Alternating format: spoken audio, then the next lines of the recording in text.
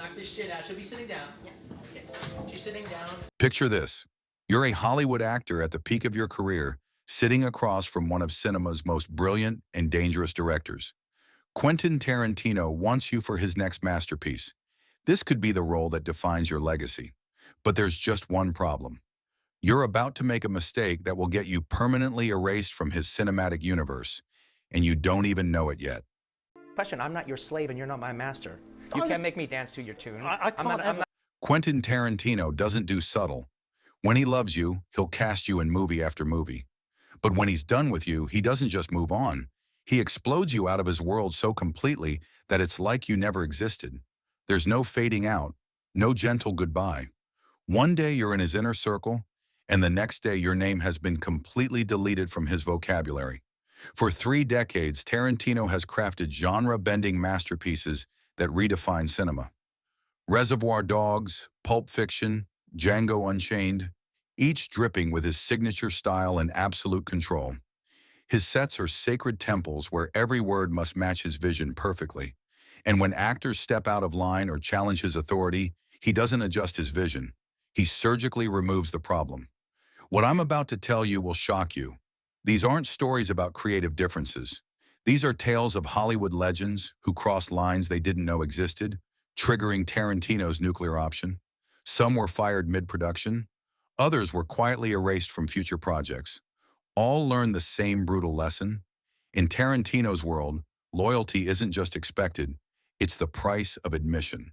The first victim should have been perfect. Lawrence Tierney was a stone-faced legend from the noir era, exactly the menacing presence Tarantino worshipped. When he cast Tierney as Joe Cabot in Reservoir Dogs, it seemed like cinematic destiny. But what happened next turned the dream collaboration into an on-set nightmare that almost destroyed the entire production. Behind the cameras, Tierney became completely unpredictable. He would forget his lines mid-scene, then explode at anyone who tried to help. He'd lash out at crew members for no reason, turning the creative environment into a war zone. The breaking point came when Tierney got into a screaming match with Tarantino over something as simple as blocking a scene. Remember, this was Tarantino's first feature film. He was 29 years old, betting everything on this low-budget thriller, and suddenly his veteran actor was sabotaging everything. When Tierney stormed off set, Tarantino followed him outside and fired him on the spot. No negotiation, no second chances, just brutal finality. Later, Tarantino didn't hold back. It was like dealing with your senile uncle who's off his meds.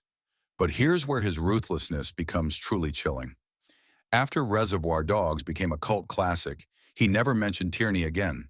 Not in interviews, not in documentaries, not anywhere. Tierney had been completely erased from Tarantino's version of history. If you think that was harsh, wait until you hear what happened to the next actor who thought he could challenge Tarantino's authority. Bruce Willis was supposed to be grateful. When Pulp Fiction exploded in 1994, it single-handedly revived his career after catastrophic flops like Hudson Hawk and Color of Night. The film didn't just save his career, it redefined cool in the 1990s. So why did Willis end up on Tarantino's permanent blacklist?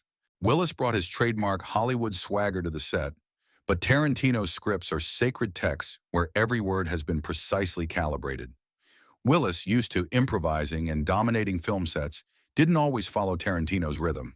Behind the scenes, crew members reported palpable tension. Tarantino found Willis unreliable and too self-aware, never disappearing into his role because he was always conscious of being Bruce Willis. While cast members like John Travolta and Samuel L. Jackson became lifelong members of Tarantino's repertory company, Willis remained an outsider. The evidence is written in silence. In interviews about Pulp Fiction, Tarantino praises the ensemble cast but always orbits around Willis's name without landing on it. For a director who reuses favorite actors like a stock company, Willis's absence from future projects speaks louder than any public feud. But Willis's banishment looks gentle compared to the public warfare that erupted with our next Hollywood heavyweight.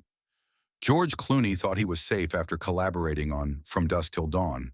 The vampire crime hybrid gave Clooney his first major post-ER movie role and became a cult hit. But their partnership died not behind closed doors, but in front of the entire entertainment industry. Years later, Tarantino delivered a public assassination that stunned Hollywood. George Clooney is not a movie star. No subtlety, just a direct shot at Clooney's entire career. He challenged people to name any truly great Clooney films post-2000, essentially arguing that one of Hollywood's most bankable stars was nothing more than red carpet charisma without substance. Clooney fired back, defending films like Ocean's 11 and Syriana, but the damage was done. Tarantino's attack revealed his fundamental philosophy. He values performers who disappear into roles, not those who carry celebrity personas into every scene. To Tarantino, Clooney represented everything wrong with modern Hollywood. Polished, safe, but never dangerous or transformative. After From Dusk Till Dawn, Clooney vanished from Tarantino's universe completely. No cameos, no script considerations, no whispered rumors of reunions. In a business where relationships are everything, Clooney became just another name edited out of the final cut. But even Clooney's public humiliation pales beside the nuclear war between Tarantino and one of cinema's most respected voices. The battle between Tarantino and Spike Lee wasn't just professional, it was deeply personal and racially charged. When Jackie Brown hit theaters in 1997, Lee attacked Tarantino's use of racial slurs. Quentin is infatuated with the word. What does he want to be, made an honorary black man? Tarantino's response was swift and unrepentant. Spike needs to shut the fung up. The warfare escalated with Django Unchained. Lee condemned the film as disrespectful to my ancestors and refused to watch it. Tarantino's counterattack was devastating. I think his problem is that I'm doing it better than he is. He's just mad because I'm making the black movies he wishes he could make. That wasn't disagreement, it was a declaration of war that has never ended. There's been no apology, no reconciliation. In an industry where former enemies often collaborate, Lee and Tarantino operate in completely separate universes. Perhaps the most mysterious banishment involves an actor who helped launch Tarantino's career, only to be erased for seemingly petty reasons.